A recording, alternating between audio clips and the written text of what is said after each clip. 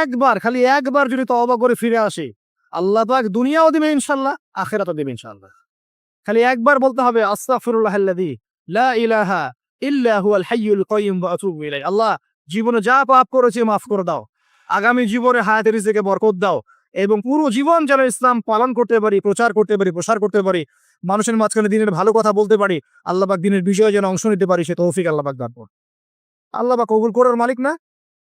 একটা কাপড় ধুতে 1 বালতি পানি লাগে, কিন্তু জীবনের সমস্ত গোনাহ ধুয়ে ফেলতে চোখের 1 ফোঁটা পানি যথেষ্ট ইনশাআল্লাহ। আল্লাহ পাক কবুল করুন, আমিন। কিভাবে উত্তরণ হবে? উত্তর 1 নাম্বার ভাই, 10টা পয়েন্ট বলবো, জাস্ট 10টা, জাস্ট বলে দিচ্ছি। বিস্তারিত ব্যাখ্যা আপনারা পরে নিজেরা স্টাডি করবেন। 1, প্রথম কথা হচ্ছে আমাদের সবাইকে তওবা করে ফিরে আসতে হবে। পারবো ইনশাআল্লাহ? আল্লাহ পাক বলেন, তুবু ইলাল্লাহি জামিআন আইয়ুহাল মুমিনুন। হে মুমিনগণ, তোমরা একসাথে ঐক্যবদ্ধভাবে আল্লাহর কাছে তওবা করো, আল্লাহ তোমাদেরকে সফল করবে ইনশাআল্লাহ। আমরা তওবা করি, বলি আস্তাগফিরুল্লাহ আল্লাযী লা ইলাহা ইল্লা হুয়াল হাইয়ুল কাইয়্যুম ওয়া আতুবু ইলাইহি।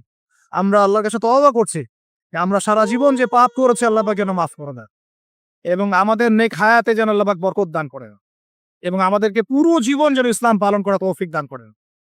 মধ্যমপন্থী হবেন, চরমপন্থী হবেন না, ইসলামের নামে কোনো সন্ত্রাসী কর্মকাণ্ডে যাবেন না, আবার শৈথিল্যতাবাদী হবেন না, গোলালু মার্কা মানে সব তরকারিতে গা ভাসিয়ে দিবেন না।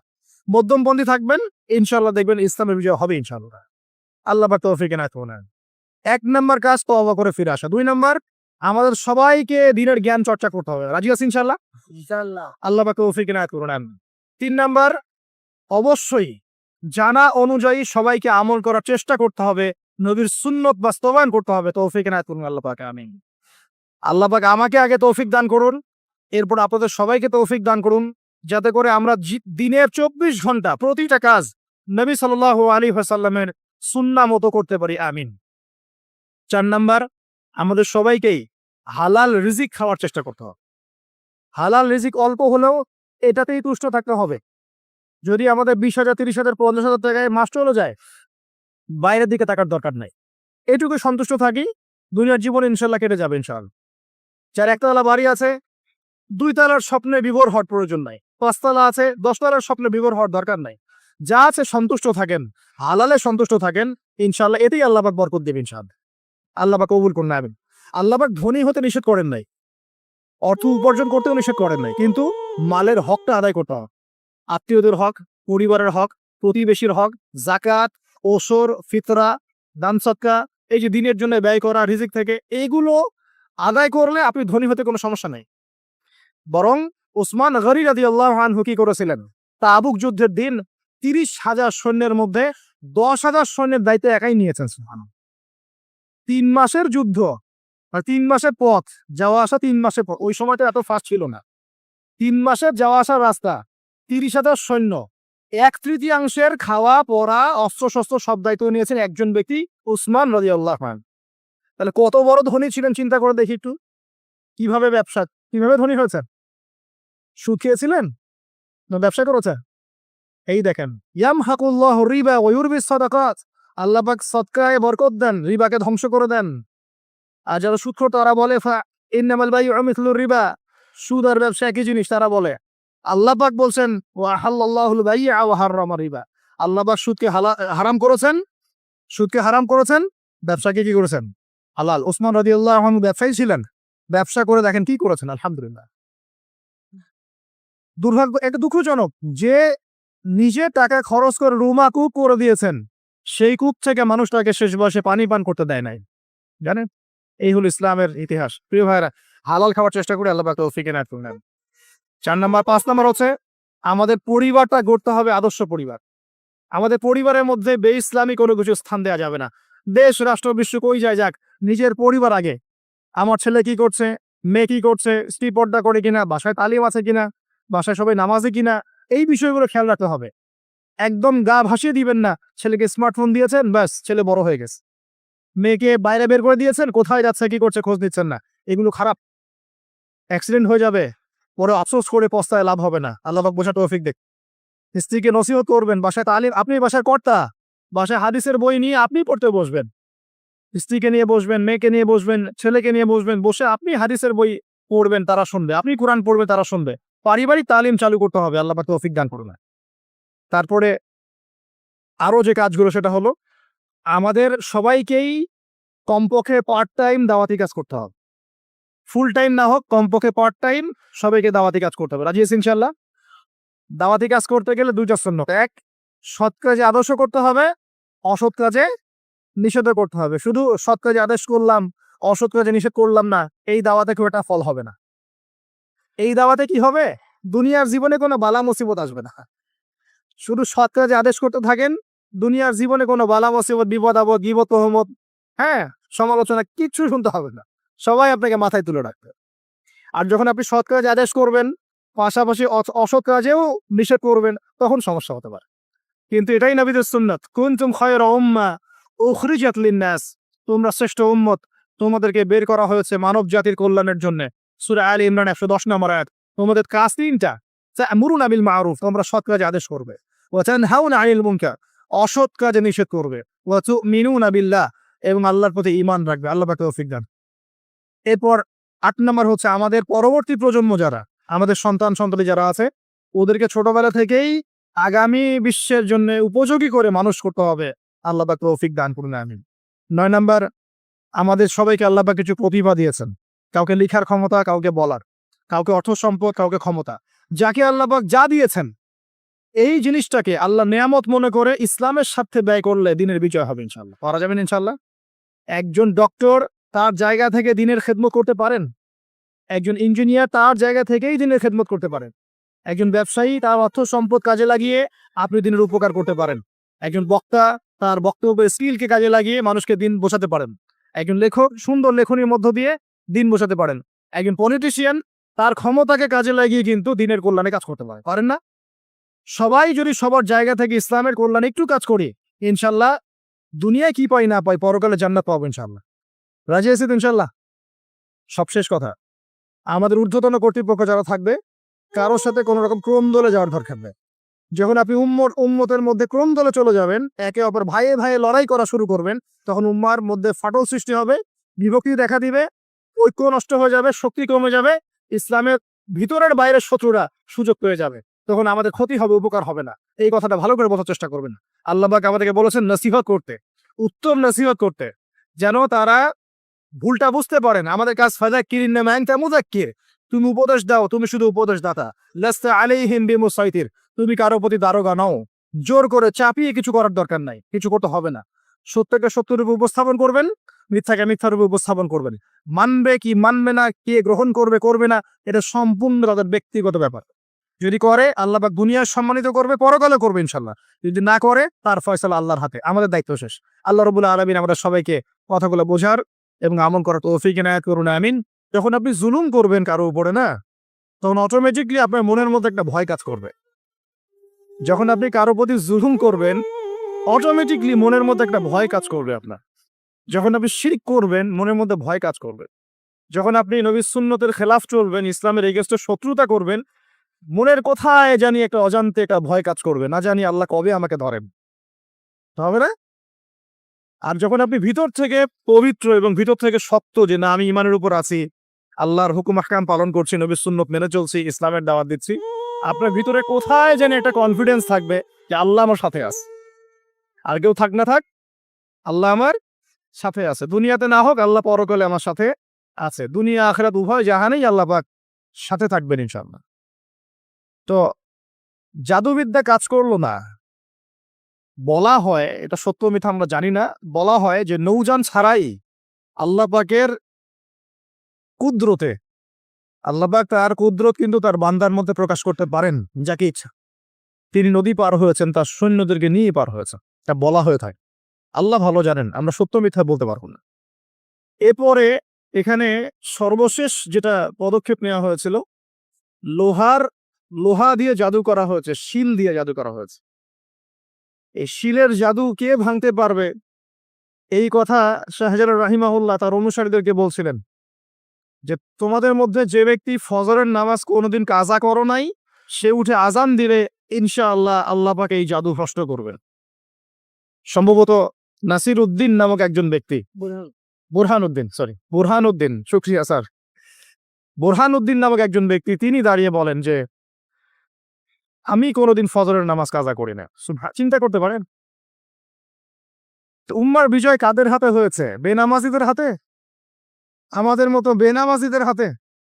আমরা যারা পর্দা করি না আমাদের হাতে, আমরা যারা সুদ খাই আমাদের হাতে, আমরা যারা ব্যভিচার করছি, পরকিয়া করছি, জেনা করছি, মাদক খাচ্ছি, এই তরুণ সমাজ আমাদের হাতে কি উম্মার বিজয় হবে? কি মনে হয় আপনাদের? একদিনও ফজরের নামাজ কাজা হয়নি, সেই ব্যক্তি উঠে আজান দিয়েছেন, সুবহানাল্লাহ। আর শাহজালাল রাহিমাহুল্লাহ তখন বলেছিলেন যে শিল হট, মানে এটা ভেঙে যাওয়ার জন্য।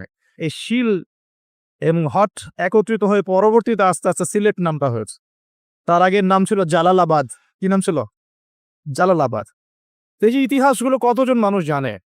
তিনি একজন তাওহীদপন্থী মানুষ ছিলেন, আল্লাহর ওলি ছিলেন, আল্লাহর মারিফতওয়ালা মানুষ ছিলেন। অনুসারীদেরকে নিয়ে তিনি শুধু দাওয়াতই দেন নাই, জালেমের প্রাসাদ পর্যন্ত চলে গেছেন যুদ্ধ করতে করতে, করেন নাই? এই যে ইসলাম কিভাবে প্রতিষ্ঠা হলো দেখেন, আর শেষের 100 বছরে কি হলো? ওই 1200 বছরের ইতিহাস আমরা ভুলে গেলাম, কি হলো শেষের 100 বছর? আমি আপনাদেরকে ফাইন্ড আউট করছি। দেখুন, লাস্ট 100 বছরে আমাদের মুসলিম উম্মার প্রথম যে সমস্যাটা হয়েছে এটা হলো আমরা কোরআন এবং সুন্নাহর যে পরিপূর্ণ জ্ঞান অর্জন, এই জ্ঞান অর্জনের পিছনে পর্যাপ্ত মেহনত করছি না। এটা 1 নম্বর পয়েন্ট। আমরা কি সবাই কোরআন পড়তে জানি? হলফ করে বলতে পারবেন প্রত্যেক ব্যক্তি, আপনারা যারা শুনছেন আমার লেকচার, সবাই কোরআন তেলাওয়াত করতে পারেন বিশুদ্ধ করে? তারপরে যদি জিজ্ঞাসা করি আমরা কতজন কোরআনের অন্তত একটা পারা মুখস্থ করেছি, হাত উঁচু করতে পারবেন?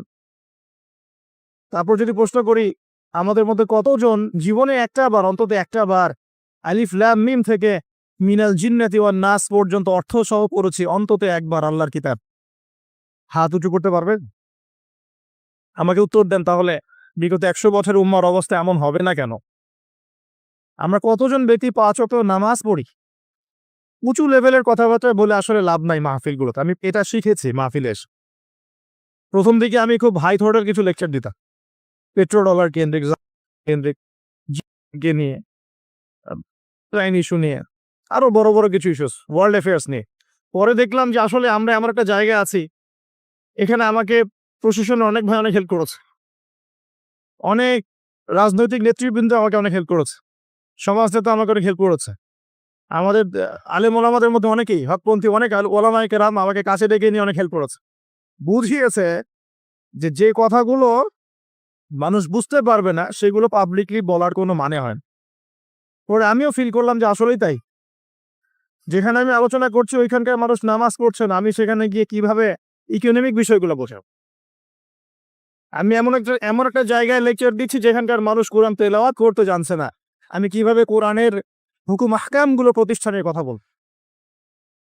আমরা এমন একটা জায়গায় বসে আছি যে আমরা সবাই নবীর সুন্নত অনুযায়ী দাঁড়িয়েও রাখছি না।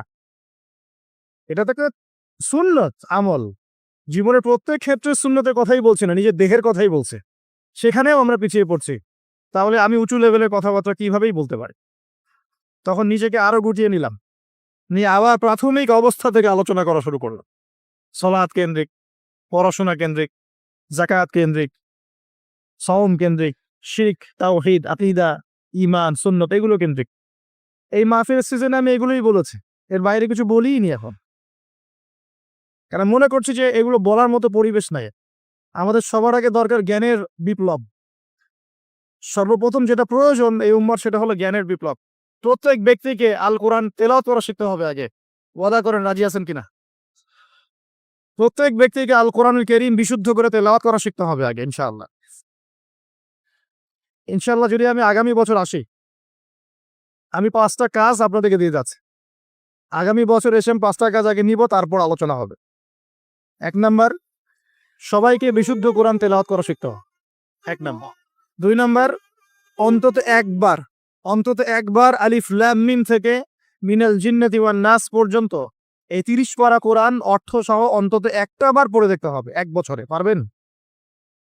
আমি হিসেব করে দেখেছি, যদি প্রত্যেক দিন আপনি 20টা করে আয়াত তেলাওয়াত করতে পারেন এবং 20টা আয়াতের অর্থ পড়তে পারেন, আপনি 1 বছরে আল কোরআন শুরু থেকে শেষ পর্যন্ত অর্থ সহ পড়তে পারবেন ইনশাআল্লাহ।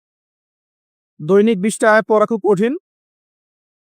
প্রত্যেক ফরজ নামাজে পরে যদি 4টা করে আয়াত পড়েন তাও 16টা আয়াত হয়, 20টা আয়াত হয়, সরি। 5 ওয়াক্ত ফরজ সালাতের পরে যদি আমরা 4টা করে আয়াত তেলাওয়াত করি, যে কোনো 4টা আয়াত একদম শুরু থেকে নিয়ে 4টা করে আয়াত পড়ি এবং অর্থগুলো পড়ি, 5 ওয়াক্ত নামাজ শেষে আমরা 20টা আয়াত তেলাওয়াত করে ফেলব। খুব কঠিন। 2 নম্বর কাজ। 3 নম্বর হচ্ছে আমাদের প্রিয় নবী মুহাম্মদুর রাসূলুল্লাহ সাল্লাল্লাহু আলাইহি ওয়াসাল্লামের জীবনী গ্রন্থ অন্তত একটা বার 1 বছরে পড়ে দেখতে হবে। পারা যাবে ইনশাআল্লাহ? একটা বইয়ের নাম বলে দেব, আর রাহিকুল মাখতুম। কি নাম? আর রাহিকুল মাখতুম। যদি বই কিনতে না পারেন, সামর্থ্য না থাকে, আমাকে বলেন, কিনে দেব ইনশাআল্লাহ। প্রয়োজনে আমরাই কিনে দেব, তাও পড়ে না। আর রাহিকুল মাখতুম এই বইটা হচ্ছে 1182টা বইয়ের মধ্যে প্রথম পুরস্কার প্রাপ্ত বই। লেখক হচ্ছেন আল্লামা সফিউর রহমান মুবারকপুরী রাহিমাহুল্লাহ। অন্তত এই বইটা পড়তে পারবো না? নবীর জীবনে জানার কোনো প্রয়োজন নাই ভাই। শোনেন, আমি যদি এখনই জিজ্ঞাসা করি আপনাদেরকে, বাংলাদেশ ন্যাশনাল ক্রিকেট টিমের টেস্ট অধিনায়কের নাম কি বলেন? মাশাআল্লাহ। বলেন টি-20 ক্যাপ্টেনের নাম কি? তাই টি-20 ক্যাপ্টেন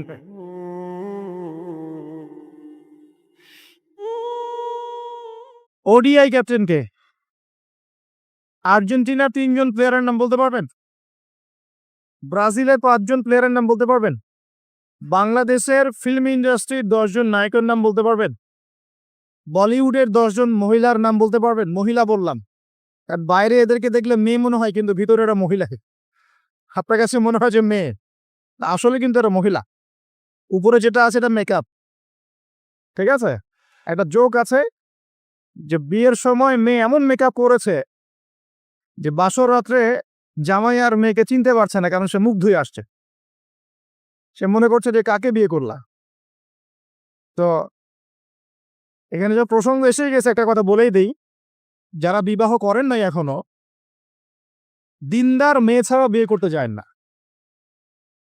যে মেয়ের মধ্যে দিনদারিতা আছে, নামাজ কালাম ঠিক মতো পড়ে, পর্দা ঠিক মতো করে, ইসলামের প্রতি মহব্বত আছে, ঠিক আছে, এই ধরনের মেয়েকে বিয়ে করেন, ইনশাল্লাহ সুখী হবেন। যদি অন্য কিছু সার্চ করেন, হ্যাঁ, দিনদারিতা থাকার পরে যদি আপনার মধ্যে সৌন্দর্য থাকে, বংশ ভালো হয়, অর্থ সম্পদ থাকে, আলহামদুলিল্লাহ, কোনো সমস্যা নেই, কিন্তু দিনদারিতা টপ প্রায়োরিটি পাবে। তো যে প্রসঙ্গে কথাটা বললাম, আমাদের তরুণ প্রজন্মকে যদি আপনি এই প্রশ্নগুলো করেন, তারা কিন্তু উত্তর দিতে পারে। কিন্তু এখন যদি আমি জিজ্ঞাসা করি যে জান্নাতের সুসংবাদ পেয়েছেন এই দুনিয়ার 10 জন সাহাবী, জীবদ্দশাতেই বেঁচে থাকতেই জান্নাতের সার্টিফিকেট পেয়ে গেছেন, এমন 10 জন সাহাবীর নাম বলুন। পারবেন কি কেউ? কয়জন পারবেন? আমি যদি বলি 4 খলিফার জন্ম মৃত্যু বলেন, পারবেন কি? আপনি হানাফি মাযহাব অনুসরণ করেন না? ইমাম আবু হানিফা রাহিমাহুল্লাহর আসল নাম কি বলেন দেখি? কতজন পারলেন দেখলে? তার জন্ম কত হিজরি, মৃত্যু কত হিজরি বলতে পারবেন? 80 হিজরি জন্ম, মৃত্যু 150, একজন বলতে পেরেছে। দেখেন, বেসিক ঈমান ভঙ্গের কারণ কয়টা জানেন? ঈমান ভঙ্গের 10টা কারণ আছে। কে বলতে পারো? আচ্ছা, ঈমান কঠিন হলো, ওযু ভঙ্গের কারণ কয়টা? কে বলতে পারে? ফরজ গোসলের নিয়ম কানুন। তো বেসিক কিছু প্রশ্নের উত্তর কিন্তু আমরা বলতে পারি না। আল কোরআনে আল্লাহ পাক কতজন নবী রাসূলের কথা বলেছেন? কতজন? 25 জন। কোরআনে কতগুলো সূরা আছে? আল কোরআনে আয়াত সংখ্যা কত? একদম ভুল, 6236। তো শুনুন, এই যে বেসিক প্রশ্ন, কমন জিনিসগুলো যারা আমরা জানি না, অথচ আমরা মাশাআল্লাহ বলিউড, হলিউড, খেলাধুলার জগৎ সব একা একা করে ফেলেছি। বলেন, এই তরুণ প্রজন্মকে দিয়ে কি ইসলামের বিজয় হবে কিনা? কি মনে হয় আপনাদের? বিগত 100 বছরে আমরা কি করেছি, এই জায়গাটা একটু দেখেন। প্রথমত, আমরা দিনের বেসিক যে পড়াশোনার জ্ঞান অর্জন, এই জ্ঞান অর্জন থেকে আমরা মোটামুটি পিছিয়ে যাচ্ছি। আমরা মনে করছি যে এগুলো আলেম ওলামাদেরই কাজ, দায়ীদের, বক্তাদের, তাদেরই কাজ দিনকে নিয়ে ফিকির করা, আমাদের কোনো দায়িত্ব নাই। এটা কি ঠিক হবে? এই দিন কি আমাদের সবার না? বাংলাদেশ একটা রাষ্ট্র। বাংলাদেশ রাষ্ট্রটা কি শুধু পলিটিশিয়ানদের দ্বারাই টিকে থাকে? এখানে সাধারণ জনগণ আছে, পুলিশ প্রশাসন আছে, যুবক যুবতী আছে, শিশুরা আছে, বিভিন্ন অর্থনৈতিক সেক্টরে মানুষ আছে, ফাইন্যান্সের ক্ষেত্রে মানুষ আছে, মিলস, ইন্ডাস্ট্রিজ, ফ্যাক্টরিজ আছে, অনেক কিছু আছে। সবকিছু মিলেই কি একটা জাতি না? এখন যদি মোর একটা অংশের মানুষ দায়িত্ব ছেড়ে দেয়, শুধু প্রশাসন বলে যে আমরা দায়িত্ব পালন করব না, আপনারা বোঝেন, তাহলে এই পুরো দেশের সিস্টেমটা কলাপস করবে না? শুধু ব্যাংকিং সিস্টেমে মানুষরা যদি বলে আমরা আর ব্যাংক চালাবো না, আপনারা চালান, যা করেন করেন, এই দেশের ইকোনমিক সেকশনটা কলাপস করবে না? যদি ব্যবসায়ীরা বলে আমরা কোনো ব্যবসা করবো না, শুধু এই যে এক্সপোর্ট ইম্পোর্ট অথবা এই যে ট্রানজাকশন, মানে বাস ট্রাক যেটা আমরা বলি, শ্রমিক, মোটর শ্রমিক, তারাই যদি বলে আমরা আর গাড়ি ঘোড়া চালাবো না, জনগণ ভোগান দিতে পারবে না? একটা রাষ্ট্র বলেন, সমাজ বলেন, উম্মা বলেন, টিকে থাকে সবার প্রচেষ্টার উপরে। সবাই যখন যার যার জায়গা থেকে তার দায়িত্ব পালন করে, তখন সে রাষ্ট্রের বিজয় কেউ ঠেকাতে পারে? কেউ পারবে না ইনশাল্লাহ। একই জিনিস উম্মার ক্ষেত্রেও। আমরা যদি মনে করি যে আমরা এটা আলেম ওলামাদেরই কাজ, হ্যাঁ, হাফেজে কোরআন তারাই কোরআন চর্চা করবে, যিনি মুফতি মুহাদ্দিস তারাই ইসলাম নিয়ে পড়ে থাকবে, আমরা কিছু জানি না, তাহলে সমস্যা। আমাদের বেসিক জ্ঞান সবাইকে অর্জন করা উচিত। রাসূল সাল্লাল্লাহু আলাইহি ওয়াসাল্লাম বলছেন, তুলাবুল ইলমি ফরিদা আলা কুল্লি মুসলিম। প্রত্যেক মুসলমানের উপরে দ্বীনের জ্ঞান অর্জন করাটা ফরজ করা হয়েছে। আমরা কি পড়াশোনা করবো ইনশাআল্লাহ? একটু বেসিক পড়াশোনা করবেন, কোরআন পড়াটা শিখুন। অন্ততপক্ষে নবী সাল্লাল্লাহু আলাইহি ওয়াসাল্লামের 40টা হাদিস মুখস্থ করেন। বেসিক কিতাবগুলো পড়েন, যেমন রিয়াদুস সালেহিন, বুলুগুল মারাম, মিশকাতুল মাসাবি, হাদিসে আরবাঈন, ফয়জুল কালাম, বেসিক বইগুলো একটু পড়ার চেষ্টা করেন। নবী সিরাতগুলো পড়েন, ইসলামের ইতিহাসগুলো পড়েন, আকীদার বইগুলো পড়েন। এরপরে আপনি কোনো মাসআলায় ঠেকে গেলে ইমাম সাহেব আছেন, আলেম আছেন, মুহাদ্দিস আছেন, মুফতিরা আছেন, তাদেরকে জিজ্ঞাসা করবেন এবং তাদের সাথে পরামর্শ না করে দিন পালন করবেন না, অবশ্যই পরামর্শ করবেন। আল্লাহ পাক তৌফিক এনায়েত করুন। কাজ দিয়ে যাচ্ছি, কোরআন তেলাওয়াত শিখতে হবে, নবীর জীবনে একবার পড়তে হবে, একবার টপ টু বটম কোরআনের অর্থ পড়বেন। আরেকটা কাজ দিব, সেটা হলো নবী সাল্লাল্লাহু আলাইহি ওয়াসাল্লামের 40 হাদিস কমপক্ষে মুখস্থ করতে হবে। পারা যাবে ইনশাল্লাহ? 1 বছর সময় থাকলো, পারবেন তো ইনশাল্লাহ? উম্মাহ পিছিয়ে পড়ার কারণ প্রথমত জ্ঞান থেকে পিছিয়ে পড়া। শুধু এই জ্ঞান নয়, আমরা কিন্তু অনেক ক্ষেত্রে বিশ্বে যে জ্ঞানগুলো মানে প্রয়োজন হচ্ছে, যেমন আইসিটি, আপনার medical science, engineering, philosophy, economics, geopolitics, যে বিশ্বকে ডিল করতে যে জ্ঞানগুলো দরকার, এই জ্ঞানগুলো অর্জনের ক্ষেত্রেও কিন্তু আমরা অনেকে পিছিয়ে পড়ছি না? পড়ছি কিনা? একজন ইমাম সাহেব কেন জানবেন না যে ওয়ার্ল্ডে কি হচ্ছে? কেন জানবেন না? জানা উচিত কিনা? একজন মুফতি সাহেব কেন বুঝবেন না যে বিশ্বের অর্থনীতি কিভাবে চলছে? কেন বুঝবেন না? বুঝতে হবে কিনা? না হলে বিশ্বকে আমি ডিল করবো কিভাবে? অতএব এই জেনারেল সেকশনের পড়াশোনা এটাও ফেলে দেওয়া যাবে না। আমার কথা বুঝতে পারছেন? জেনারেল সেকশনের পড়াশোনাটাকেও ফেলে দেওয়া যাবে না, বরং এই পড়াশোনাটাকে ইসলামের সাথে কম্বাইন্ড করে আপনাকে আগামীতে চলতে হবে। পারা যাবে ইনশাল্লাহ? আল্লাহ পাক তৌফিক দিক। অনেকে ভাই দেখি নামাজ শুরু করেছেন, এখন মাদ্রাসায় ভর্তি হতে যাচ্ছেন, এদিকে আপনি অনার্স পড়া শুরু করেছেন, হ্যাঁ, মাস্টার্স দিচ্ছেন, বলছেন এখন আর মাস্টার্স ভালো লাগে না, আমি সব বাদ দিয়ে মাদ্রাসায় ভর্তি হব। সবাই কি মাদ্রাসায় পড়তে পারবে? সম্ভব? আপনি যে সাবজেক্টে পড়ছেন ওই সাবজেক্টে পড়াটা শেষ করে ওই জ্ঞানটাকে আপনি ইসলামের কল্যাণে কাজে লাগানোর চেষ্টা করেন। ইনশাআল্লাহ ইনশাআল্লাহ দেখবেন আপনার ওই জ্ঞান দিনের জন্য কবুল করবেন ইনশাআল্লাহ তাআলা। বলুন দিয়ে যে রাস্তাটা এক নামি যাবে বলি স্টেজে রিক্সা নামে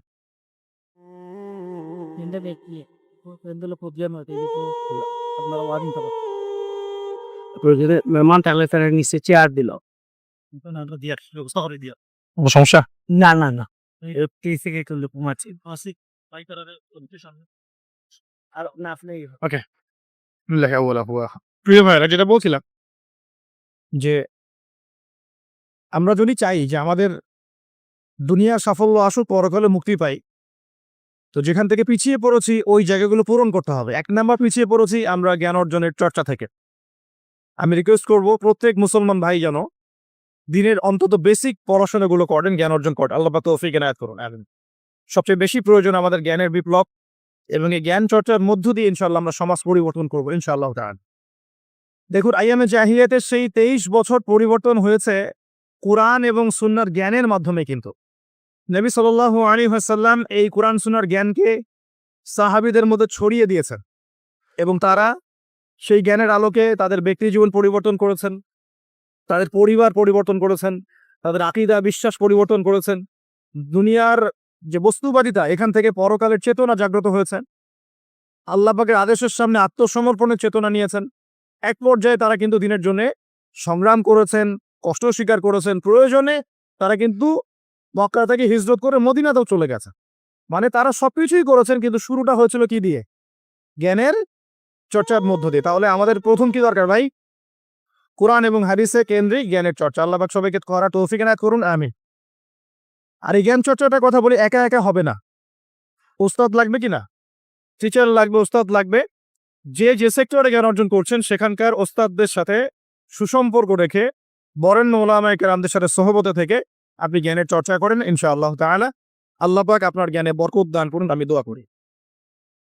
দ্বিতীয় যে বিষয়টা আমরা পিছিয়ে পড়েছি বিগত 100 বছরে, সেটা হলো আমরা জানি অনেক কিছুই, জানা অনুযায়ী আমল সবাই করি না। এটা হচ্ছে দ্বিতীয় রিজন। আমরা অনেক সময় অনেক বড় বড় কথা বলি, কিন্তু কথা অনুযায়ী কাজ নাই। অনেক কিছু জানি ঠিকই, কিন্তু আমল করতে পারি না। আমরা একটা সূত্র ফলো করলেই জানা অনুযায়ী আমল করতে পারবো ইনশাআল্লাহ। আমি কি সূত্রটা বলে দিব?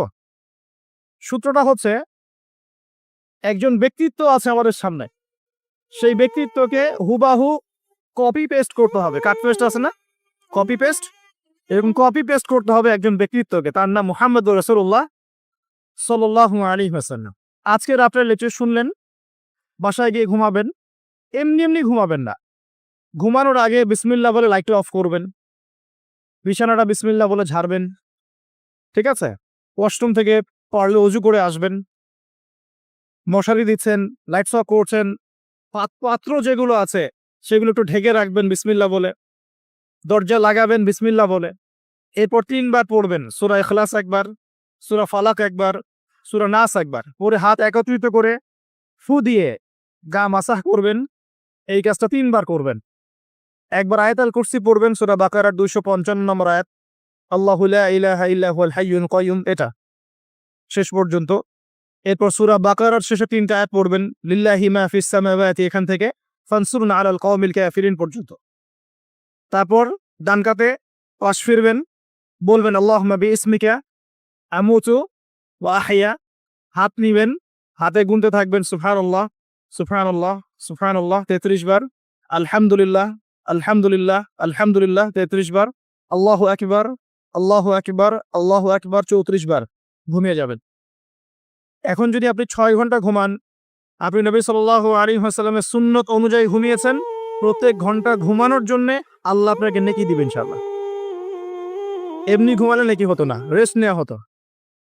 আমি একজন ব্যক্তিত্বের কথা বলছি, যার প্রতিটা কাজ অনুসরণ করলে ইনশাআল্লাহ জানা অনুযায়ী আমলটা হয়ে যাবে, আল্লাহর কাছে আমরা মাকবুল হব ইনশাআল্লাহ। পারা যাবে ইনশাআল্লাহ।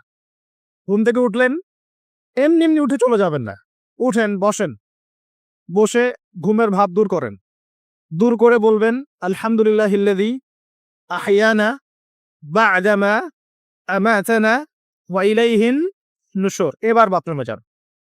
বাথরুমে গিয়েই বাথরুমে ঢুকে গান গাওয়া শুরু করবেন না।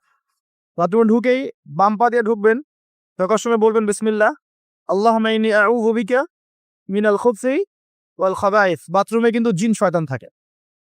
বাথরুমে কি থাকে? বিজ্ঞান এটা প্রমাণ করতে পারে নাই। এগুলো নাসা বিশ্বাস করবে না, কিন্তু আল্লাহর রাসূল যেহেতু বলেছেন আমরা বিশ্বাস করব। বিজ্ঞান কি সব আবিষ্কার করতে পেরেছে? বিজ্ঞান কি সব আবিষ্কার করতে পেরেছে? বিজ্ঞানের আবিষ্কার কত পার্সেন্ট? এই মহাবিশ্বের 1%ও না। মহাবিশ্বের 1%ও না। আমাদের দেহের মধ্যেই যে রূহটা আছে, এই রূহটার কি কোনো ব্যাখ্যা করতে পারা গেছে? রূহটা কেমন, কঠিন না তরল না বায়বীয়, ব্যাখ্যা করা গেছে? ইয়াসআলুনাকা আনির রূহ কুলির রূহু মিন আমরি রাব্বি ওয়া মা উতীতুম মিনাল ইলমি ইল্লা কলিলা। আল্লাহ পাক বলছেন, হে নবী, তারা তোমাকে রূহ সম্পর্কে জিজ্ঞাসা করে, আত্মা সম্পর্কে জিজ্ঞাসা করে। তুমি বলে দাও এটা তোমার রবের আদেশ মাত্র। রবের আদেশে এসেছে, আদেশেই চলে যাবে। আর এ বিষয়ে তোমাদেরকে বেশি জ্ঞান দেয়া হয় নাই। তাহলে এই জ্ঞান কি দেয়া হয়েছে আমাদেরকে? জ্ঞান দেয়া হয় না। আর জ্ঞান কি আমরা নিজেরাই প্রডিউস করি না আল্লাহ পাক জ্ঞান দেন? কোনটা? আল্লাহ পাক কি বলছেন? আল্লামাল ইনসানা মা লাম ইয়ালাম। মানুষকে আল্লাহ পাক সেই জ্ঞান শিক্ষা দিয়েছেন যা মানুষ জানতো না। তার মানে সৃষ্টিগতভাবে আমরা জ্ঞানী ছিলাম না। আদম আলাইহিস সালামকে সৃষ্টি করে আল্লাহ পাক কি করছেন? ওয়া আল্লামা আদামাল আসমা কুল্লাহা। আমি আদমকে সৃষ্টি করে তাকে সমস্ত নাম শিক্ষা দিয়েছি, আল্লাহ পাক বলছেন। আদম আলাইহিস সালাম কি সৃষ্টিগতভাবে জ্ঞানী ছিলেন, নাকি আল্লাহ পাক তাকে জ্ঞানী করেছেন? কোনটা? আল্লাহ পাক জ্ঞানী করেছেন। সো জ্ঞান কার পক্ষ থেকে আসে? আল্লাহর পক্ষ থেকে। এটাই হচ্ছে ওয়াকুলিল হাক্কু মির রাব্বিকুম, হক বা সত্য জ্ঞান তোমার রবের পক্ষ থেকে আসে। ফালা তাকুনান্না মিনাল মুমতারিন, তুমি সন্দেহবাদীদের অন্তর্ভুক্ত হয়েও না, আল্লাহ পাক বলছেন। তো বাথরুমে জিন থাকে এটা বিশ্বাস করলাম তো। এবার দোয়াটা পড়লেন, এবার আপনি ইস্তেঞ্জা সারলেন, তারপরে বের হওয়ার সময় বলছেন গুফরানাকা। কি বলছেন? গুফরান। আরেকটা দোয়া আছে আলহামদুলিল্লাহিল্লাযী আযহাবা আনিল আযান ওয়া আফানি গুফরানাকা। ওযু করবেন, ওযুর আগে বলবেন বিসমিল্লাহ। ওযু করার সময় খুব বেশি পানি অপচয় করবেন না, কারণ অপচয়ে সবচেয়ে পটু জাতি এখন মুসলিমরা। অপচয়ে সবচেয়ে পটু জাতি মুসলিমরা। রাষ্ট্রীয় সম্পদ অপচয় করে, গ্যাস অপচয় করে, তেল অপচয় করে, পানি অপচয় করে, সময় অপচয় করে, সবই অপচয় করে। নিজের হায়াতও অপচয় করে। এই তরুণ যুব সমাজ নিজের হায়াত অপচয় করে। অপচয় করে না? অনলাইন কত হায়াত খেয়ে ফেলছে আমাদের। আর ওখানে গেলে আপনি কতটুকু ভালো পাবেন? ভালো যতটুকু পাবেন তার চেয়ে বেশি খারাপ পাবেন। ভালো যতটুকু পাবেন তার চেয়ে বেশি খারাপ পাবেন। হয়তো বলতে পারেন, ভাই আপনাদের লেকচার শুনছি অনলাইনে। শুনছেন ঠিক আছে, কিন্তু লেকচার শোনার মাঝখানে অ্যাড চলে আসে না? লেকচার শুনলেন ভালো কথা, আলহামদুলিল্লাহ। একটু পর দেখবেন একটা নগ্ন মেয়ের ভিডিও চলে আসতেছে, একটা গান চলে আসতেছে। আর এগুলো সব অ্যালগোরিদম। অ্যালগোরিদম কিন্তু মুসলিমরা আবিষ্কার করেছিল। এখন সেই অ্যালগোরিদম নিয়ে পশ্চিমারা কি করেছে? অ্যালগোরিদম দিয়ে আপনার ব্রেনটাকে সেভ করা হয়েছে। মানে আপনি যেই ভিডিওটা একটু বেশি সময় দেখবেন, ঠিক আছে, বা যে বিষয়ে একটু কথাবার্তা বলবেন, দেখবেন সেটা ওরা ক্যাচ করবে। ক্যাচ করে আপনি যখন পরে এই ফেসবুকে ঢুকবেন, দেখবেন সেই ভিডিও আপনার সামনে, ওই সিমিলার ভিডিওস আপনার সামনে আসতেই আছে, আসতেই আছে, আসতেই আছে। ওরা কিন্তু অ্যালগোরিদম দিয়ে আপনাকে ট্রেস করেছে। মানে আপনি ফেসবুক চালাচ্ছেন না, ফেসবুক আপনাকে চালাচ্ছে এখন। কথা বুঝতে পারছেন? আচ্ছা, আসুন সামনে যাই। এবার ওযু করলেন, প্রথমে বিসমিল্লাহ বললেন, শেষে বলবেন কি? আশহাদু আল্লা ইলাহা ইল্লাল্লাহ ওয়াহদাহু লা শারীকা লাহু ওয়া আশহাদু আন্না মুহাম্মাদান আবদুহু ওয়া রাসূলুহু। তার আগে মেসওয়াক করে নিবেন। কি করবেন? মেসওয়াক মানে ব্রাশ, ঠিক আছে, কোনো সমস্যা নেই। ব্রাশ করছেন, ওকে, আদায় হয়ে গেছে ইনশাআল্লাহ। মুখ পরিষ্কার করা, দুর্গন্ধ দূর করা। এই যে ওযু করলেন সুন্দর করে নবী সাল্লাল্লাহু আলাইহি ওয়াসাল্লামের মতো, আল্লাহর নবী বলছেন যে ওই ব্যক্তির জন্য জান্নাতের ৮টা দরজা খুলে যাবে ইনশাআল্লাহ। জান্নাতের ৮টা দরজা ওই ব্যক্তির জন্য খুলে যাবে ইনশাআল্লাহ তাআলা। এবার আপনি কাপড় পরছেন, এমনি এমনি পড়লেন নাকি না? পড়ার সময় ডান দিক থেকে পড়ছেন এবং বলছেন আলহামদুলিল্লাহিল্লাযী কাসানি হাযা ওয়া রাযাকানিহি মিন গায়রি হাওলিন মিন্নি ওয়ালা কুওয়া। আপনি কাপড় পরলেও নাকি পাচ্ছেন আলহামদুলিল্লাহ। আয়না দেখছেন, ফ্রেশ হচ্ছেন, চুল আঁচড়াচ্ছেন, আপনি ডান দিক থেকে স্টার্ট করেন। এবং এখানে বলে রাখি যে বর্তমান যে চুলের কাটিং গুলো চলছে, এইসব কাটিং চলবে না। এই ডানে বামে কোনো চুল নাই আর মাঝখানে চুল দিয়ে কি বলবো এটা, হ্যাঁ, কুজা বলে আরবি দিয়ে মনে হয় সম্ভবত। এইসব কাট চলবে না। যদি একদম ছোট করতে চান তাহলে সামন পেছন সমান হবে। আর্মি ছাট, একদম একদম সামন পেছন সমান। আর না হলে বাবরি, কাঁধ, কান, কানের লতি এই পর্যন্ত আপনি রাখতে পারেন। যার নাই তার তো প্রশ্নই নাই। যার নাই তার তো আর বলে লাভ নাই। যার আছে, নবীজি বলেছেন সাল্লাল্লাহু আলাইহি ওয়াসাল্লাম, যার চুল আছে সে যেন চুলের যত্ন নেয়। কে বলেছেন? ইসলাম আপনাকে চুল আঁচড়ানো শিখিয়েছে। আপনি ইসলামে কি চাচ্ছেন? ইসলাম এমন একটা দিন বা জীবন ব্যবস্থা যেখানে আপনি জীবনের প্রতিটা বিষয়ের সমাধান তো পাবেনই, ইভেন আপনি চুল কেমন করে আঁচড়াবেন সেটাও ইসলাম আপনাকে শিখাবে ইনশাআল্লাহ। হায়েজ হয়েছে, নেফাস হয়েছে, হ্যাঁ, ওযু ইস্তেঞ্জা করেছেন, টয়লেট করেছেন, কিভাবে পবিত্রতা অর্জন করবেন, গোসল ফরজ হয়ে গেছে, কিভাবে গোসল করবেন, কিভাবে নামাজ পড়বেন, কিভাবে পরিবার চালাবেন, কেমন করে ব্যবসা করবেন, কেমন করে সমাজ চালাবেন, কোন বিষয়টা বলা বাকি আছে কোরআন এবং হাদিসে বলেন তো? একটা বিষয় দেখাতে পারবেন যেটা কোরআন এবং সুন্নাহয় নাই? এটাই তো প্রমাণ করে যে ইসলাম আল্লাহ রাব্বুল আলামিনের পক্ষ থেকে নাজিলকৃত সর্বশ্রেষ্ঠ এবং আসমানি গ্রন্থ, আসমানি দিন, যেটা আল্লাহ পাক জমিনবাসীর জন্য নাজিল করেছেন।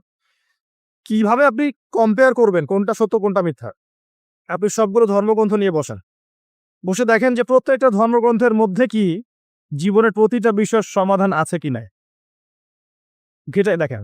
যদি দেখেন যে না সবগুলো ধর্মগ্রন্থ ঘেটেছি, শুধু কোরআন এবং হাদিসে পেয়েছি যেখানে প্রতিটা বিষয়ের সমাধান আছে, তাহলে নিঃসন্দেহে এটা আল্লাহ পাকের পক্ষ থেকে এসেছে।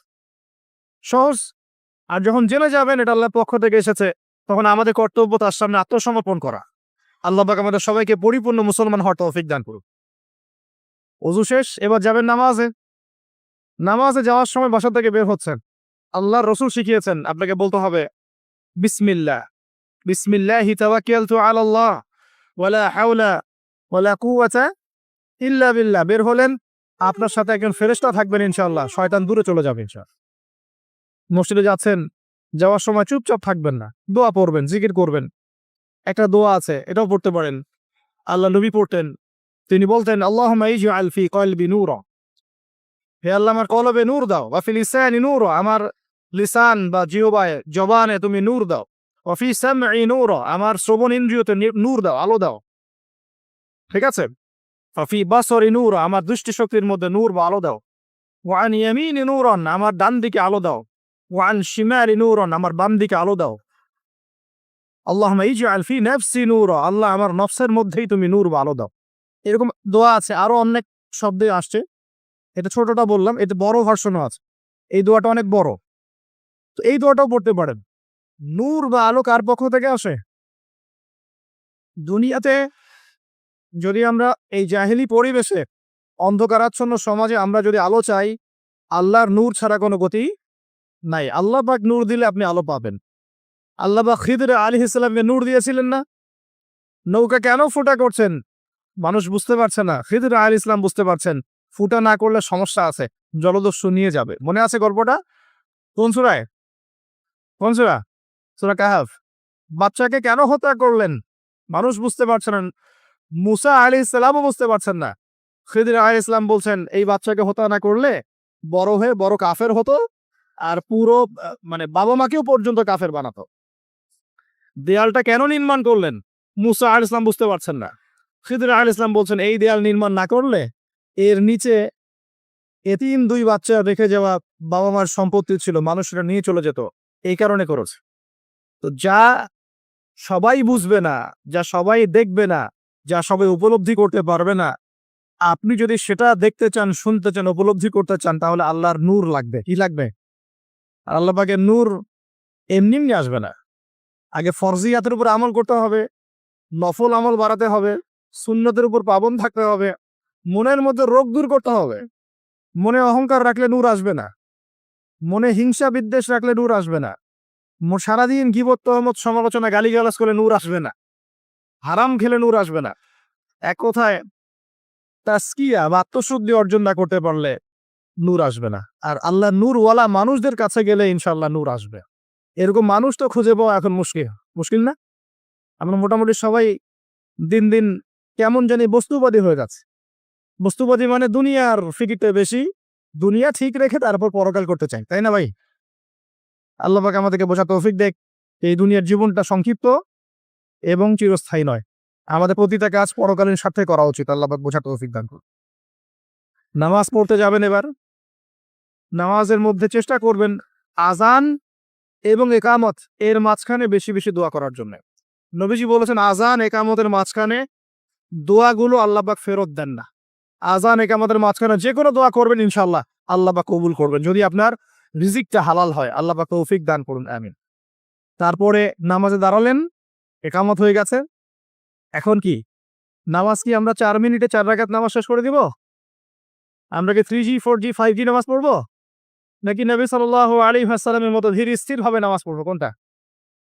আর নামাজের যে কিছু মাসআলা আছে, এই মাসআলা ইখতিলাফি মাসআলাগুলো কি নিয়ে কি আমরা পড়ে থাকবো, নাকি নামাজের ভিতরে যে প্রাণ, আধ্যাত্মিকত্ব, ইহসান, মারিফত এগুলোর ফিকির করবো? কোনটা বলেন?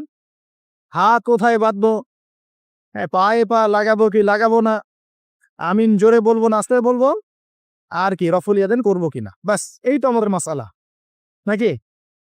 এইগুলো নিয়েই তো আমরা মোটামুটি মসজিদ তো ভাগ করেছি মাশাআল্লাহ অনেক, নাকি? এবং সেগুলোকে আমরা মনে করি যে আমরা জিহাদ করেছি সমাজের মধ্যে। হ্যাঁ, উম্মার ঐক্য নষ্ট হয়ে গেছে। উম্মার ঐক্য কি হয়েছে? নষ্ট হয়ে গেছে। এভাবে আস্তে আস্তে উম্মার ঐক্য নষ্ট করা হয়েছে। আর উম্মার ঐক্য যে নষ্ট হোক এটা কারা চাইবে? ইসলামের বন্ধুরা না শত্রুরা? আমরা সবাই মিলে যদি এই পুরো বাঙালি জাতি এবং আমার উম্মা যারা আছি মুসলিম, আমরা সবাই ঐক্যবদ্ধ থাকি, আমাদেরকে কি হারানো খুব সহজ, নাকি বিভক্ত হয়ে গেলে সহজ? তো বিভক্ত হয়ে যায় এটা কারা চাইবে? নিঃসন্দেহে ইসলামের দুশ্মনরাই চাইবে। তো আমরা বিভক্ত হয়ে যাচ্ছি কারণে অকারণে। তো দেখুন নামাজের মূল জিনিসটা কি? আল্লাহকে পাওয়া। নামাজে দাঁড়িয়েছি, নামাজে কতটুকু মনোযোগ থাকে, কি পড়ি বুঝি কিনা, সূরা ফাতিহার অর্থ বুঝি কিনা, সেজদায় আল্লাহকে পাই কিনা, আমি দোয়া করলে আমার চোখ দিয়ে পানি ঝরে কিনা, তেলাওয়াত বুঝি কিনা, রুকু ধীরস্থির ভাবে করি কিনা, সেজদা ধীরস্থির ভাবে করি কিনা, নামাজে কি আমি চুরি করি, এগুলো খেয়াল রাখতে হবে। স্থিরতা থাকবে। অনেকে দেখি নামাজে রুকু করেন, রুকু থেকে মাথা না তুলেই তাপাস করে সেজদায় চলে যান, করেন কিনা? এটা নামাজ চুরি করা। এই নামাজ আল্লাহর কাছে কবুল হয় না। একটা হাদিসে আসছে বহু নামাজি আছে যাদের নামাজ শেষ হওয়ার পরে নামাজটাকে নিয়ে তাদের মুখের উপর নিক্ষেপ করে দেওয়া হয়। বলেন নাউজুবিল্লাহ। আমরা কি এমন নামাজি হতে চাই? নবী সাল্লাল্লাহু আলাইহি ওয়াসাল্লাম নামাজে দাঁড়াতেন, দুনিয়া ভুলে যেতেন, দুনিয়ার ফিকির থাকতো না কোনো, পা ফুলে যেত, তিনি টেরই পাচ্ছেন না। একটা হাদিস আসছে নবী সাল্লাল্লাহু আলাইহি ওয়াসাল্লাম এক রাকাতের মধ্যে প্রায় 4.5 পারা কোরআন তেলাওয়াত করেছে। আমরা তো এতটুকু পারবো না আমরা জানি, কিন্তু অন্তত পক্ষে 10টা আয়াতও যদি পড়ি, একটা সূরাও যদি পড়ি, এটাকে ধীর স্থির ভাবে পড়া যাবে কিনা? যাবে না? একটু অর্থটা বুঝে পড়া যায় না? আমরা যখন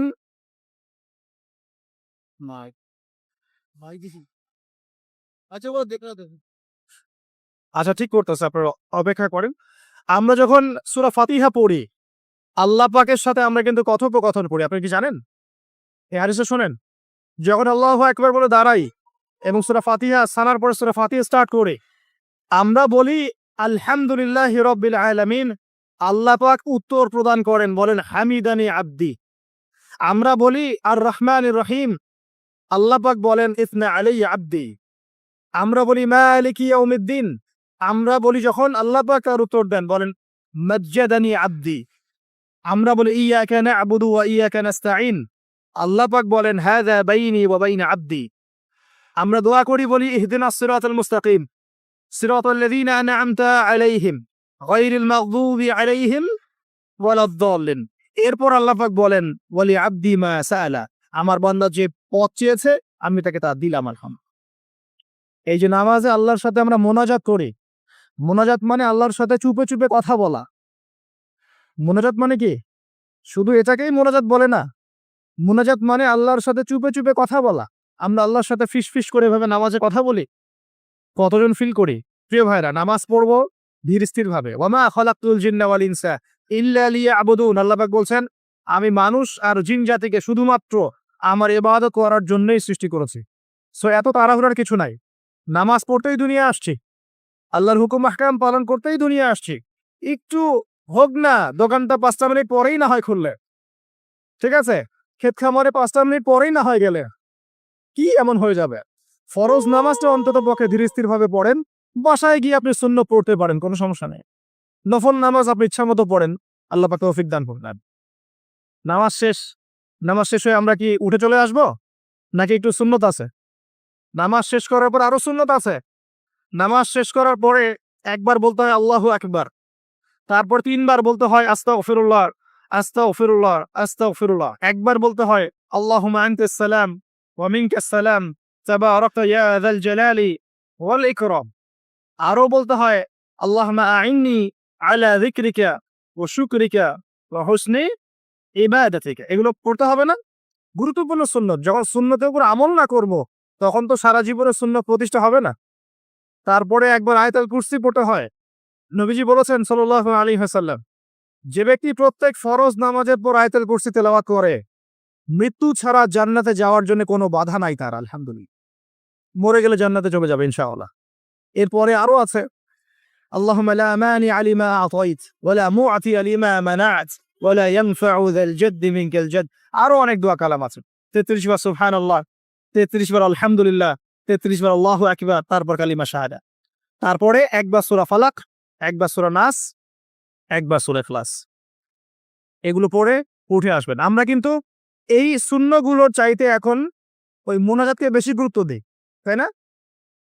মোনাজাত করলেন, উঠে চলে গেলেন। তো সুন্নতগুলো আমল করবে কে? মোনাজাত তো অপেক্ষায় বসে আছেন। সালাম ফিরানো হয়ে গেছে, ব্যাস মোনাজাত 1 মিনিট শেষ। আলহামদুলিল্লাহ শেষ করলেন, কিন্তু সুন্নতগুলো আমল করবে কে? সুন্নতটা কি সরে গেল না? আমি তর্ক করতে আসিনি এই বিষয় নিয়ে। করেন, বুঝলাম আপনি করেন, ঠিক আছে করেন। কিন্তু সুন্নত আমলটা করবে কে? এই জিকির, আজকার, তাসবিহ, তাহলিলগুলো কে পড়বে? তাহলে ওগুলো তো পড়তে হবে নাকি? ওগুলো তো পড়তে হবে। তাসবিহ, তাহলিল, জিকির, আজকার শেষ করেন। আল্লাহ পাক তৌফিক এনায়েত করুন। আমিন। এরপরে আসেন, এবার যে নামাজ থেকে বের হয়ে গেলাম, এখন কেউ যাবে চাকরির ক্ষেত্রে, কেউ ব্যবসায়, কেউ পড়াশোনায়, হ্যাঁ, কেউ সমাজে, বিভিন্ন জন বিভিন্ন জায়গায় চলে যাব না নামাজ শেষে? আচ্ছা, এখন ঘুমালাম নবীর মতো, উঠলাম নবীর মতো, দাঁত ব্রাশ করলাম, মাশাআল্লাহ, মেসওয়াক করলাম, ওযু করলাম, ইস্তিনজা করলাম, নামাজে গেলাম, নামাজও পড়লাম। সবকিছু নবীর মতোই করলাম সাল্লাল্লাহু আলাইহি ওয়াসাল্লাম। এখন কি ব্যবসায় গিয়ে মাপে কম দিতে পারবো? বলেন, কথা বলেন। এখন আসল জায়গায় আসেন। নামাজ তো আলহামদুলিল্লাহ পড়লাম, জিকির আজগার করলাম, তাসবিহ তাহলিল করলাম, কোরআনও তেলাওয়াত করলাম, মাশাআল্লাহ। আল্লাহ পাককে বলে আসলাম, আল্লাহ তোমারই ইবাদত করি, তোমার কাছেই সাহায্য চাই, আর কারো কাছে চাই না। এখন কি বের হয়ে আমি যখন চাকরিতে যাব বা ব্যবসায় যাব বা অন্যান্য সেকশনে যাব, এখন কি আমি ব্যবসায় গিয়ে মাপে কম দিতে পারবো কিনা? এখন কি আমি পণ্যে ভেজাল দিতে পারবো কিনা? এখন কি আমি মিথ্যা কসম করে পণ্য বিক্রি করতে পারবো কিনা? এখন চাকরির ক্ষেত্রে গেলে আমি কি ঘুষ নিতে পারবো কিনা? আমি কি সুদ খাইতে পারবো কিনা? আমি কি বাজারে কৃত্রিম সিন্ডিকেট তৈরি করতে পারবো কিনা? বাজারে একটা রেট চলছে, আমরা পলিসি করে দামটাকে মজুত করে বাড়ায় দিলাম, মানুষকে ভোগান্তিতে ফেললাম, পারবো কিনা? এখানে গিয়ে আমানতের খেয়ানত করতে পারবো কিনা? দায়িত্ব অবহেলা করতে পারবো কিনা? এখানে গিয়ে আমি দুনিয়ার সামান্য স্বার্থে পরকাল বিসর্জন দিতে পারবো কিনা? পারবো? যদি পারি, তাহলে আমরা শুধু নামাজে মুসলিম হয়েছি, জীবনের সব ক্ষেত্রে এখনো মুসলিম হতে পারি নাই। আর যদি আমরা জীবনের সব ক্ষেত্রে মুসলমান হতে পারি, তাহলে ইসলামের বিজয় আসবে ইনশাআল্লাহ। আমার কথা কি বোঝা যাচ্ছে না কঠিন হচ্ছে? এখন পরিবারে আসলাম, তো পরিবারটা ইসলামী আদর্শে করবো না? আমার বাচ্চা কাচ্চা ইসলাম শিখবে না? আমাদের বাসার মেয়েরা মায়েরা পর্দা করবে না? আমার বাসায় তালিম থাকবে না? নাকি অপসংস্কৃতি থাকবে? নামাজ পড়ে এসেই রিমোটটা নিয়ে বসে যাব এই বেহায়া সিরিয়াল দেখার জন্য? নাকি মোবাইল ফোনে ঢুকে যাব পর্নোগ্রাফি দেখার জন্য? নামাজ পড়ে বের হয়ে কি সিগারেট ধরাবো? বন্ধুদের পাল্লায় বসে মাদকের আসরে বসবো? নাকি মেয়ের পিছনে ঘুরবো? নামাজ তো পড়লাম, এখন কি হবে? প্রিয় ভাইরা, যদি আমরা প্রকৃত অর্থেই মন থেকে নামাজ আদায় করতে পারি, নামাজ যদি কবুল হয়, আল্লাহ রসুল বলছেন নামাজ মানুষকে পাপাচার থেকে দূরে রাখে। আল্লাহ পাকও বলছেন ইন্নাস সালাত তানহা আনিল ফাহশাই ওয়াল মুনকার, নিশ্চয়ই নামাজ মানুষকে সমস্ত পাপাচার থেকে দূরে রাখবে ইনশাআল্লাহ। তার মানে যদি বিশুদ্ধ করে নামাজ পড়তে পারি, আমার পক্ষে সহজ হবে পরিবারটা ইসলামিকভাবে গড়া, আমার পক্ষে সহজ হবে ব্যবসা বাণিজ্য ইসলাম মেনে চলা, চাকরিতে ইসলাম মেনে চলা। সমাজের দায়িত্ব যদি পাই, এখানে কি আমি ন্যায় বিচার করবো না অন্যায় করব? জুলুম করব না ইনসাফ প্রতিষ্ঠা করব? খেয়ানত করব না আমারও দায়িত্ব বজায় রাখবো? আল্লাহ পাক তৌফিক এনায়েত করুন, যেন জীবনের প্রতিটা ক্ষেত্রে আমরা ইসলাম ফলো করতে পারি। আমরা পিছিয়ে পড়েছি সুন্নতের অবহেলার কারণে, জ্ঞানের চর্চা ছেড়ে দেওয়ার কারণে, জানা অনুযায়ী আমল না করার কারণে, এবং ইসলাম জীবনের সমস্ত ক্ষেত্রে বাস্তবায়ন না করার কারণে। আমি কি বোঝাতে পারছি ভাই? আরো পিছিয়ে পড়েছি হারাম রিজিক খাওয়ার পিছনে। হারাম রিজিক খেয়েছি, দোয়া কবুল হচ্ছে না, পিছিয়ে পড়ছি আমরা। আমরা পিছিয়ে পড়েছি আমাদের মা বোনদের পর্দার গাফেলতির কারণে। আপনি যদি কোনো সমাজকে ধ্বংস করতে চান, তাহলে ওই সমাজের মধ্যে বেহায়া মেয়েদেরকে, নগ্ন মেয়েদেরকে ছড়িয়ে দেন। যদি আপনি কোনো সমাজকে ধ্বংস করতে চান, যুব সমাজের মধ্যে মাদক ছড়িয়ে দেন। আপনি যদি কোনো সমাজকে ধ্বংস করতে চান, তাহলে সমাজের নেতৃত্ব প্রদানকারী মানুষদেরকে করাপ্টেড বানিয়ে দেন, সমাজ ধ্বংস হয়ে যাবে। আমরা কিন্তু দিন দিন এই কাজগুলো করেছি। আমাদের যুব সমাজের মধ্যে মাদক ছড়িয়ে গেছে না? মেয়েদের মধ্যে বেপরদামি ছড়িয়ে গেছে না? এই তো কয়েকদিন আগে দেখলেন না, ফ্রি মিক্সিং নিয়ে এতদিন ধরে কথা বলে আসছি, দেখলেন না টিচার কি করলো মেয়েদের সাথে? আপনি মেয়েকে পড়াতে যাচ্ছেন, পড়াচ্ছেন একজন পুরুষ টিচারকে দিয়ে। 10টা মেয়ে পড়ছে একটা ব্যাচে প্রাইভেট পড়ে, একটা পুরুষ টিচার পড়াচ্ছে। 2 দিন পর ঘটনা ঘটে যাচ্ছে, হচ্ছে না? আমরা এই ফ্রি মিক্সিং মানে নারী পুরুষের অবাধ মেলামেশার ফলে সমস্ত ধ্বংস করে ফেলছে। মেয়েদের একটা ফাংশন আছে, মেয়েদের ফাংশন মেয়েদের ক্ষেত্রে, ছেলেদের ফাংশন ছেলেদের ক্ষেত্রে। একে যখন আপনি মিশ্রিত করে দিবেন, এরকম দুর্ঘটনা ঘটবে, প্রতিনিয়তই ঘটবে, কেউ ঠেকাতে পারবে না। নসিহত করে কি হবে? কারণ নসিহত করে তো সব হচ্ছে না। যাদের হাতে এই ক্ষমতাগুলো আছে তারা যদি সমাজের মধ্যে ফ্রি মিক্সিংটাকে রোধ করতে পারেন, সমাজের মধ্যে ইনশাল্লাহ দেখবেন একটা সাম্য আসবে, ব্যালেন্স আসবে, এবং ছেলে মেয়েদের মধ্যে এই অবাধ মেলামেশা কমে যাবে ইনশাল্লাহ। অবাধ মেলামেশার ফলে জেনা বেড়েছে, ধর্ষণ বেড়েছে, পরকীয়া বেড়েছে, আরো অনেক কিছু হয়েছে। একটা বাচ্চা মেয়ে পর্যন্ত এখন সেফ হচ্ছে না, বাচ্চা মেয়েকে পর্যন্ত মানুষ ধর্ষণ করে দিচ্ছে না? না, আমরা আমাদের ছেলে মেয়েদের জন্য কোন পরিবেশ সমাজ রেখে যাচ্ছি ভাবতে হবে তো। আল্লাহ পাক আমাদেরকে বোঝার তৌফিক দান করুন। আমাদের মা বোনদেরকে পর্দা রাখতে হবে। প্রিয় ভাইয়েরা, এটার থেকে গাফেলাতির কারণে আমরা পিছিয়ে পড়েছি। আরো পড়েছি ওই যে বললাম দায়িত্বহীনতা, মানে আমরা মনে করি দিনের দায়িত্ব শুধু আলেম ওলামাদের। এই দায়িত্বহীনতার কারণে আমরা সবাই দিনের ক্ষেত্রে আস্তে আস্তে আস্তে অনেকটা পিছিয়ে আসছি। আরো আছে কারণ। কারণ হচ্ছে ইসলামের ভিতরে, ইসলামের লেবাসে পোশাকে অনেক মুনাফিক ঘোরাফেরা করছে, এরাও ইসলামকে পিছিয়ে দিচ্ছে। ইসলামের প্রকাশ্য শত্রু যারা, যারা সারা বিশ্ব থেকে মুসলিমদের নাম নিশান মিটিয়ে ফেলতে চায়, এরা বিভিন্ন এজেন্ডা মুসলিম সমাজে বাস্তবায়ন করছে। এই সমাজে এই এজেন্ডাগুলোর কারণেও মুসলমানরা আজকে পিছিয়ে পড়ছে। আরো কারণ আছে, অর্থনৈতিকভাবে ইসলামিক ভিত্তি আমাদের স্ট্রং হচ্ছে না, আমাদের সুদের সাথে আপোষ করতে হচ্ছে, এই কারণে আমরা পিছিয়ে পড়ছি। আরো ব্যাপার আছে, একটা জাতি উন্নত হয় কিভাবে? ওই যে কিম জং উনকে দেখেন, চিনেন? কিম জং উনকে চিনেন? কোথাকার প্রেসিডেন্ট? তার দেশের মানুষ খাবার খেতে পারে না, আর সে মিসাইল বানায় বসে বসে। আর আমেরিকা পশ্চিমা থেকে ভয় দেখায়, ভয় দেখায় না? দেখেছেন? ওর ওই উত্তর কোরিয়া হামলা চালাতে হলে 100 বার চিন্তা করতে হবে পশ্চিমাদেরকে। হ্যাঁ, কারণ সে 8-10টা মুসলিম কান্ট্রির মতো না, যাদের কাছে এরকম কোনো অস্ত্র নাই। কথা বুঝতে পারছেন? ওকে অত সহজে কিন্তু কেউ আক্রমণ করবে না। তারপরেও আবার চায়নার সাথে ওর বন্ধুত্ব আছে, রাশিয়ার সাথে ওর বন্ধুত্ব আছে, ঠিক আছে? এর একটা অ্যালায়েন্স, এটাকে জিও পলিটিক্যাল ভাষায় ওদের অ্যালায়েন্স বলে। তো ওরা শক্তিশালী হলো কিভাবে? শুধুমাত্র ফাইন্যান্স দিয়ে না, এখানে পলিটিক্যাল ভিত্তি শক্ত, অস্ত্র শস্ত্রও তাদের আছে। এখন বহির্বিশ্বের শত্রুরা ওদের দিকে চোখ তুলতে পারছে না, এত সহজ না। তো দেখেন আমাদের পিছিয়ে পড়ার এগুলো কারণ আছে। মুসলিম কান্ট্রিগুলো দিকে তাকায় দেখেন, কয়টা মুসলিম কান্ট্রি এইসব ক্ষেত্রে স্বয়ংসম্পূর্ণ?